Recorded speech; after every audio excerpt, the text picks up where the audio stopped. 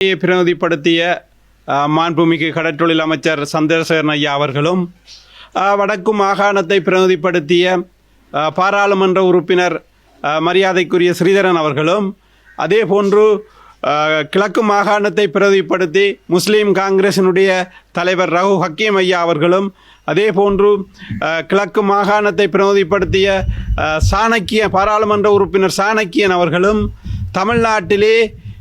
தமிழ்நாட்டிலே இன்றும் நாளையும் நடைபெற இருக்கின்ற ஒரு மாநாட்டுக்காக தமிழ்நாட்டுக்கு சென்றிருக்கின்றார்கள். அதை நாங்கள் வரவேற்கிறோம், ஆதரிக்கின்றோம்.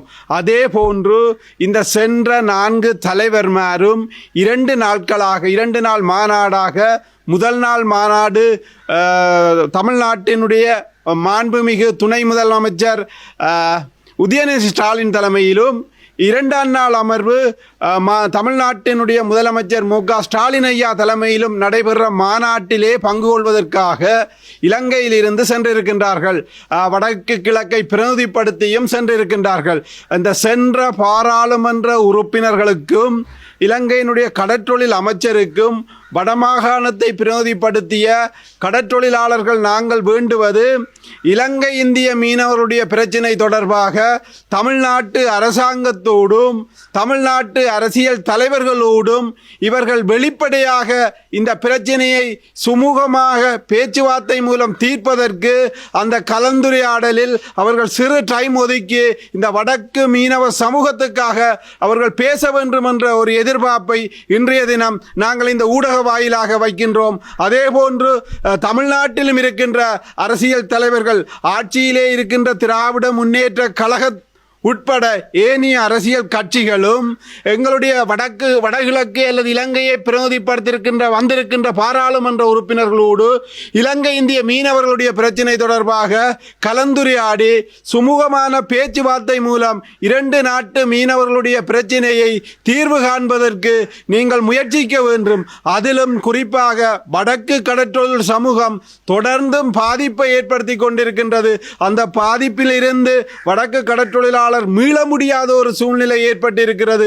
ஆனால் ஆட்சிக்கு வர அரசாங்கங்கள் காலத்திற்கு காலம் இலங்கை இந்திய மீனவருடைய பிரச்சனையை தீர்ப்பேன் என்று கூறி செல்வதை முற்றுப்புள்ளி வைக்க வேண்டும் என்பதற்காகத்தான் எங்களுடைய தமிழ் பாராளுமன்ற உறுப்பினர்கள் இன்றோ நாளையோ தமிழ்நாட்டிலே இந்த மீனவர்கள் பிரச்சனை தொடர்பாக வெளிப்படையாக பேசி வடக்கு கடற்றொழிலாளர்களையும் தமிழ்நாட்டு கடற்றொழிலாளர்களையும் சகோதரத்துவத்தோடும் ஒற்றுமையுடனும் வாழ வைப்பதற்குரிய வழியை இவர்கள் மேற்கொள்ள வேண்டும் என்று நாங்கள் வடமாகாண கடற்றொழிலாளர் இணையம் சார்பாகவும் 2 லட்சம் மக்கள் சார்பாகவும் இந்த கோரிக்கையை முன்வைக்கின்றோம். யாழ் மாவட்டத்திலே அல்லது வடக்கு மாகாணத்திலே எங்களுக்காக இயற்கையாக இருக்கின்ற வளங்கள் தொடர்பாகவும் அதனை பங்கீடு செய்வது தொடர்பாகவும் அல்லது இலங்கையிலே இருக்கிற சட்ட திருத்தங்கள் தொடர்பாகவும் மிகப்பெரிய கேள்வியும் சந்தேகமும் வடமாகாண கடற்றொழிலாளர்களுக்கு ஏற்பட்டிருக்கின்றது. நான் நினைக்கின்றேன், அண்மையிலே சாவகச்சேரி பகுதியிலே சுண்ணக்கல் அகழ்வு தொடர்பாக ஒரு செய்தியை இணையவழி ஊடாக முகநூல்களிலே நாங்கள் பார்த்திருந்தோம். அதில் அதை வடக்கை பிரதிநிதிப்படுத்துகின்ற பாராளுமன்ற உறுப்பினர் ஒருவர் அது சரியா பிழையா என்று நடுவீதியிலே மறைத்து அதனை ஆய்வு செய்திருக்கின்றார். உண்மையிலே அதை நாங்கள் வரவேற்கின்றோம். ஏனென்று கேட்டால், இன்று வடக்கு மாகாணத்திலே சுற்று நிரூபம் என்ற போர்வையிலே சுற்று நிரூபத்தை வைத்துக்கொண்டு மிகப்பெரிய சட்டவிரோதமான செயல்களும் எங்களுடைய வளர் சுரண்டல்களும் இடம்பெறுகின்றது. உதாரணத்திற்கு, நாங்கள் கடற்றொழில் சமூகம் எதிர்கொள்கிற பிரச்சனையாக இலங்கையிலே கரையோரம் பேணல் பாதுகாப்பு திணைக்களத்துக்காக இருந்தாலும் சரி, 63வது இலக்க அரச காணி கட்டளை சட்டத்தின் ஊடாக பிரதேச செயலர்கள் கடலட்டை பண்ணைக்கு காணி வழங்கும் போது கரையிலே இருந்து 1.5 கிலோமீட்டர்கள் முத்தரைகளிலே காணி வழங்குவதாகவும் ஒரு செய்தியையும், இல்லை முத்தரைக்கு வெளியிலே காணி வழங்குவதாக ஒரு செய்தியையும், குறிப்பாக யாழ்ப்பாணம் வேலனை பிரதேச செயலர் அவர்கள் ஒரு வருடத்திலே 2 மாறுபட்ட தகவல்களை சுற்று நூறுவம் என்ற போர்வையிலே ஒரு கடற்றொழில் சமூகத்தை ஏமாற்றுகின்ற செயல்பாட்டை செய்கின்றார். அது எப்படி என்று கேட்டால், கடலிலே இருந்து 2 கிலோமீட்டர் முட்தரை என்றும் அந்த முட்தரைக்குள்ளே தான் கடல் அட்டை பண்ணை இருப்பதாக தாங்கள் சுற்றுநுரூபத்தின் அடிப்படையிலே வேலணை பிரதேச செயலர் செயல்படுவதாக சொல்கின்றார்கள். ஆனால் அதே கரையோரம் பேணல் திணைக்களம் அந்த 2 கிலோமீட்டருக்கு அப்பால் முட்தரைக்கு வெளியிலேதான் இந்த சட்டவிரோத அனுமதியற்ற முறையற்ற கடல் அட்டை பண்ணைகள் அமைக்கப்பட்டிருப்பதாக அவர்கள் சொல்கிறார்கள். ஆனால் எங்களுடைய இந்த சட்டத்தை யார் நடைமுறைப்படுத்துவது அல்லது இதை யார் கண்காணிப்பது? யாழ்ப்பாணத்திலே அல்லது வடமாகாணத்திலே மிக பிரசித்தி பெற்ற சட்டத்தரணி அனைவரையும் நாங்கள் மன்றாட்டமாக கேட்கின்றது, நீங்கள் எங்களுடைய மண்ணுக்காகவும் எங்களுடைய உரிமைக்காகவும் நீங்கள் போராடுகிறீர்கள், அதே போன்று எங்களை வளங்களை காப்பாற்றுவதற்காக நீங்கள் செயல்பட வேண்டும். சுற்றுநுரூபம் சட்டத்தின் மூலம் அதில் இருக்கிற ஓட்டைகளை வைத்துக்கொண்டு எங்களுடைய வளத்தையும் எங்களுடைய வாழ்வாதாரத்தையும் பல்தேசிய கம்பெனிகளுக்கும் வெளிநாட்டு பின்புல பினாமிகளுக்கும் நீங்கள் வழங்குவதற்கு ஆதரவாக செயல்படுகிறீர்கள்.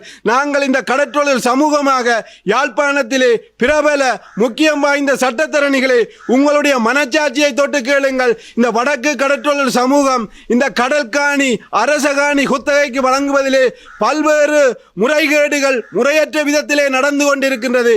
இதை தட்டி கேட்பது யார்? ஒரு மக்கள் பிரதிநிதியாக இளங்குமரன் தட்டி கேட்டதை பல இடங்களிலே விமர்சித்தார்கள். ஏனென்று கேட்டால் பாராளுமன்ற உறுப்பினர்கள் மேல் சட்டத்தை கையில் எடுக்கிறார்கள் என்று. சட்டத்தை கடைபிடிக்க வேண்டிய பிரதேச வேலணை பிரதேச செயலரே காலம்புரை ஒன்று பின்னேறம் ஒன்று மத்தியானம் ஒன்று தாரார். இதற்கு ஆதரவாக சில சட்டத்திறனிகள் இருக்கிறீர்கள். நாங்கள் கேட்பது பிழையை பிழை என்றும் எங்களுடைய வளம் சார்ந்து எங்களுடைய உரிமை சார்ந்து நீங்கள் நியாயமான முறையிலே வாதாட வேண்டும் என்று.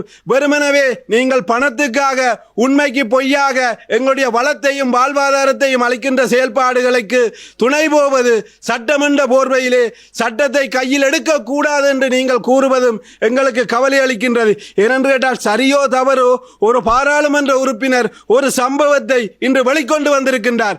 அதில் சரி இருக்கலாம் பிழை இருக்கலாம், சுற்றுநுரூபம் ஒன்றை சொல்லுது, ஆனால் நடைமுறையிலே இன்னும் ஒன்று வேறையாக இருக்கின்றது. அதிகாரிகள் தங்களை காப்பாற்றுவதற்காக சுற்றுநுரூபத்தையும் தங்களுக்கு ஏற்றால் போல் சட்டத்தையும் வளைத்து போட்டு ஆவணங்களை தயாரித்து வைத்திருக்கின்றார்கள். கடலிலும் தரையிலும் நடப்பது வேறையாக இருக்கின்றது. தயவு செய்து யாழ்ப்பாணத்தின் பிரபல சட்டத்தரணிகளே, இந்த கடற்தொழிலாளர்களுடைய இந்த கடல் காணி என்பது எங்களுடைய தமிழர்களுக்கு உரித்தான கடலை இன்று இதே சட்டத்தரணிகள் அல்லது இதே புத்திஜீவிகள் என்ற ஆதரவோடு எங்களுக்கு சொந்தமான கடலையும் எங்களுடைய வாழ்வியலோடு இணைஞ்ச கடலையும் எங்களுடைய வாழ்வாதாரத்தையும் சட்டம் என்ற போர்வையிலே சுற்றுநுருவம் என்ற போர்வையிலே அதிகார துஷ்பிரயோகங்கள் நடக்கிறது. இதை கேட்க நீங்கள் முன்பாருங்கள். எங்களால் முடியாமல் இருக்கின்றது.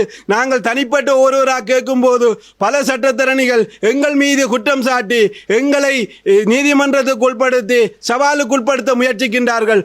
ஆனால் உண்மையில் பெரும் முதலாளிகளுக்கும் அல்லது பெரும் பல்தேசிய கம்பெனிகளின் கஜனாக்களை நம்பி நீங்கள் உங்களுடைய இருப்புக்காக எங்களுடைய சமூகத்தை அல்லது இந்த சுண்ணக்கல்லாக இருந்தாலும் சரி, இல்லாட்டி எங்களுடைய வடக்கு மாகாண கடலிலே நடைபெறுகின்ற முறையற்ற விதமான இந்த காணிகளை பிரதேச செயலகங்கள் வழங்குகின்ற செயல்பாடு, பிரதேச செயலகம் ஒன்றை சொல்கிறது, கரையோரம் பேணல் திணைக்களம் ஒன்றை சொல்கிறது.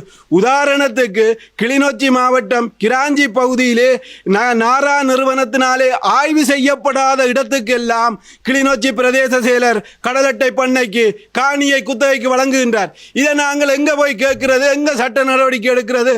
இதுக்காக எங்களுக்காக ஆர் வருகிறீர்கள்? நாங்களும் எங்களுடைய இறமையுள்ள கடலை அல்லது தமிழீழ கடலை அல்லது தமிழ் கடலை காப்பாற்றுவதற்காகத்தான் இந்த கோரிக்கைகளை முன்வைக்கின்றோம். எனவே இளங்குமரன் போன்ற வந்திருக்கின்ற பாராளுமன்ற உறுப்பினர்கள் இந்த கடல் பிரச்சனையிலும் இந்த காணி வழங்குகிற பிரச்சனையிலும் நீங்கள் தலையிட வேண்டும் என்ற செய்தியை நாங்கள் கேட்கின்றோம். ஏனென்றால் ஏனைய பாராளுமன்ற உறுப்பினர்கள் எங்களுடைய தேசிய பிரச்சினை மட்டும் அல்லது இனப்பிரச்சினை மட்டும் என்று பேசிக்கொண்டிருக்கின்றார்கள். உள்ளால இனப்பிரச்சனையும் இல்லை, எங்களுடைய நிலமும் இல்லை, எங்களுடைய கடலும் இல்லை, எல்லாம் புத்தவியாரையாகி மாற்றப்பட்டு கொண்டு வருகிறது. வெறுமனவே தேசியம் தாயகம் என்ற கோட்பாட்டை மட்டும் உச்சரித்தால் போதாது.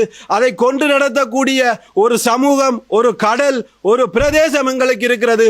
அதையும் காப்பாற்றுவதற்கு நீங்கள் முன்வர வேண்டும் என்ற செய்தியை இந்த நேரத்திலே நாங்கள் தயவாக கேட்டுக்கொள்கிறோம்.